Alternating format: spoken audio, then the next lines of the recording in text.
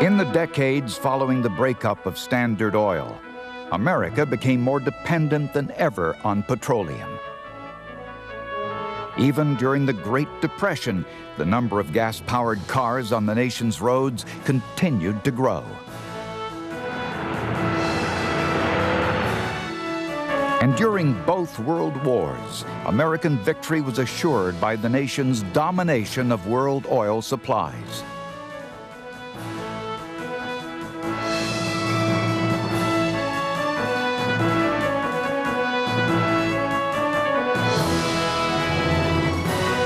But it was during the decades following World War II that oil consumption reached its apex.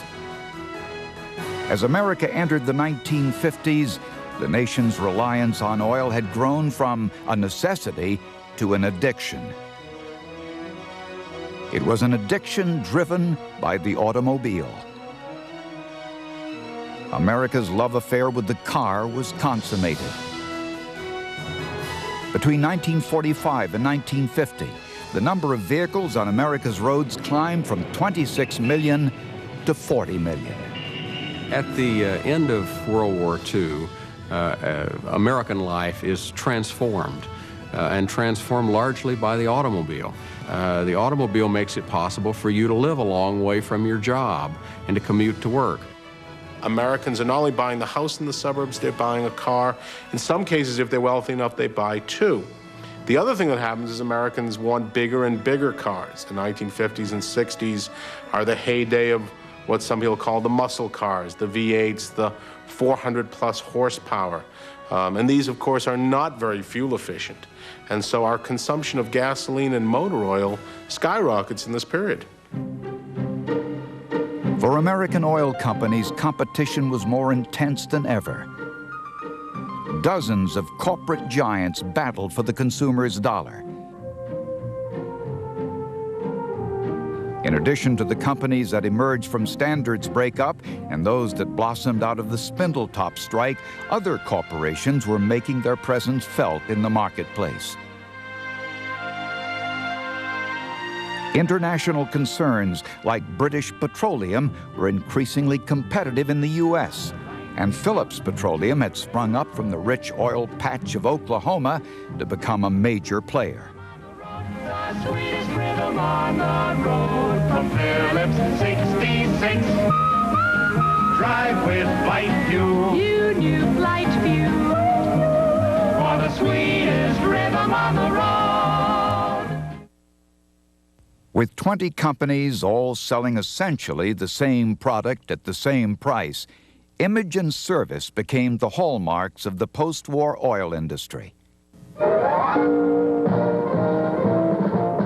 can trust your car to the man who wears a star. He's the man best qualified to take care of your car at every Texaco station.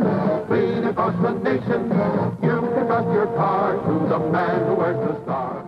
So trust your car to the man who wears the star.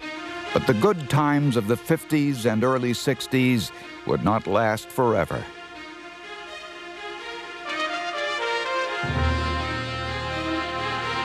Prosperity brought with it its own problems. America's oil fields were proving unable to keep up with demand. By the late 1960s, the nation relied on imported oil to keep the economy strong. Then, in the early 1970s, oil-dependent America's nightmares came true. 13 oil-producing countries in the Middle East and South America formed OPEC, the Organization of Petroleum Exporting Countries. In 1973, OPEC placed an oil embargo on the U.S. and other nations that had supported Israel against the Arab states in the Yom Kippur War. The American economy went into a tailspin as gas shortages gripped the nation. Throughout the late 70s and into the 80s, America was beset by economic problems relating to its reliance on imported oil. Then, Iraq invaded Kuwait in August of 1990. Fear spread that Saddam Hussein's armies might push on and seize the Saudi oil fields. To protect the American economy, the nation prepared for war. Following those meetings, the Saudi government requested our help. And I responded to that request by ordering U.S. air and ground forces to deploy to the Kingdom of Saudi Arabia. Let me be clear, the sovereign independence of Saudi Arabia is of vital interest to the United States.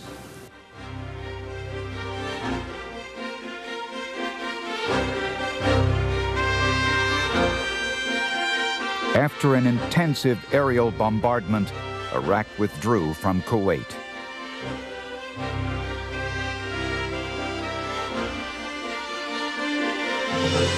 Oil prices and America's economy once again stabilized. Today, U.S. companies are using advanced three-dimensional technology to search for oil in ways in which previous generations of oilmen could not have dreamed. When Rockefeller was pioneering our industry, you know, oil was pretty much close to the surface. I mean, Jed Clampett went out there and he shot his gun in the ground and up came, it was bubbling right there. Didn't have to do much to find it. And what are we seeing now as the future starts to unfold? We don't see lots of people out in the oil field like there were before, but these automated machines where the field is so well automated and so well controlled and so well managed in terms of being safe that we let the machines collect the data, do the work remotely, where we can actually stay in the comfort of our laboratories on what looks like big consoles, like a spaceship, if you will. It has been almost a century since the collapse of John D. Rockefeller's Standard Oil colossus. The global dominance enjoyed by American oil companies in the mid-20th century is also gone forever. Still, the nation's oil companies continue the work started by Edwin Drake so long ago, searching the globe for the fuel that powers the nation's industrial empires, the black gold of oil. When John D. Rockefeller turned 70 years old in 1909, his doctor made a prediction. Rockefeller, he said, would live to be 100 because he followed 3 rules. He avoids all worry, he takes plenty of exercise in the fresh air, and he gets up from the table a little hungry. The doctor didn't miss by much. Rockefeller made it to 97. At the peak of his wealth, he was worth $1 billion, more than 1% of the nation's entire gross national product. At least by that measure, no American before or since has ever been richer. For the History Channel, I'm Roger Mudd. Thanks for watching.